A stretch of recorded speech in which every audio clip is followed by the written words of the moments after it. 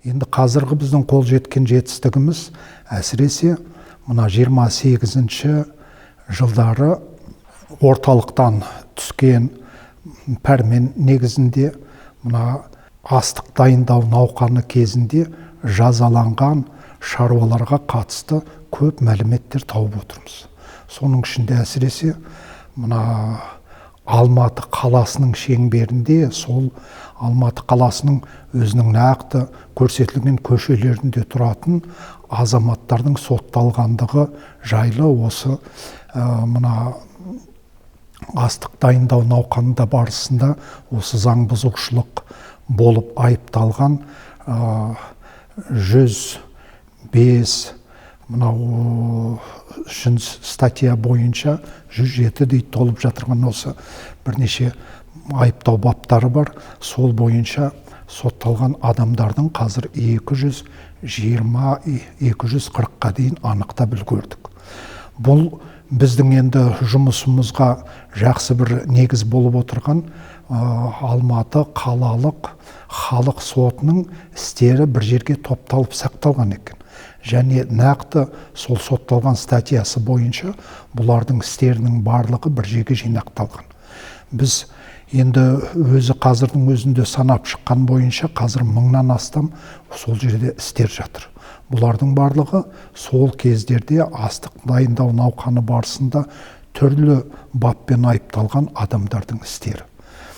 Және бұл мүлдем әлі күнге шейін ашылмаған, қаралмаған және зерттелмеген істер болып табылады.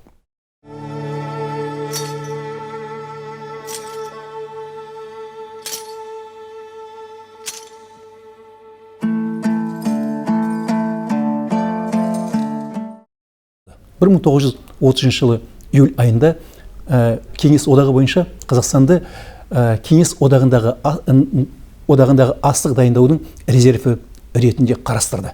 Жалпы яғни Қазақстан осы 30-31 жылдары ет дайындаудан Кеңес одағында бірінші орында тұрды. Жалпы яғни егер 1931 жылдың февраль және март айындағы мәліметтеріне сүйенсек, бұл яғни Ресейдің мемлекеттік экономикалық архивінің құжаттары. Соған сүйенсек, Москва қаласына осы 31 жылдың февраль-март айларында жеткізілген еттің 53,9% Қазақстаннан барды. Яғни жартысынан астамы. Ал бүкіл РСФСР-дың дәл осы кезеңдегі РСФСР-ге жеткізілген еттің 57,5% Қазақстаннан барды. Ал енді 31 жылы Қазақстанда ашаршылық болып жатқан кезде Қазақстанда 40,4 миллион пұт астық өткізу талабын қойды, соны жинап алды. Тіпті мысалы үшін қазақ ауылдарынан енді астық болмағандықтан олардың орнына салыстырмалы түрде ет жинағандығы жөніндегі фактілер қазір кезде қолымызда бар. Шетелдік ғалымдардың, мысалы үшін Сара Кэмерон мен американдық ғалым, итальяндық Никола Печераның еңбектеріне сүйенсек, сол кезеңде Қазақстан өзінің қолындағы бар малдың 90%-дан айырылды. Егер ұжымдастырудың қарсаңында 40 миллионның үстінде мал болса, ал кейін 4 миллионға жетпейтін мал қалды. Спекуляцияға байланысты арнайы жазалау бабы болған. Соған қатысты Алматы қаласы бойынша ет сату мысалдары өте көптеп кездеседі. Қазір сол істерді біз қараудамыз. Сонымен қатар біздің тақырыбымыз бойынша басқа да саяси науқандар деп көрсетілгендіктен біздің осы зерттеу тақырыбымыздың аясына кіретін мына самогон қайнату дегені бар, мына сауда саттықпен айналысу дегені бар, және өз бетінше жаңағы қол өнердің арқасында жасап шығарған тауарларын сату мысалдар көп кездеседі. Міне солардың барлығын үздіксіз жазалап отырған.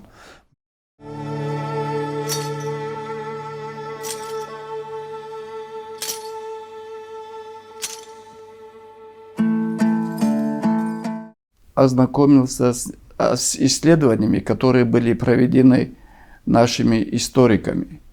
Так вот, за 2 года, с 28 по 32, с 32 по 33 годы, погибло у нас по одним данным 1 200 000 казахов.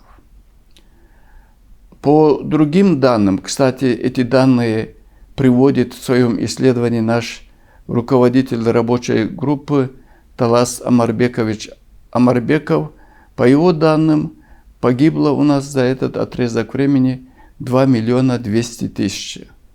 А в своем фильме, в котором он дает интервью, он говорит о том, что где у нас погибло до 3 миллионов граждан наших.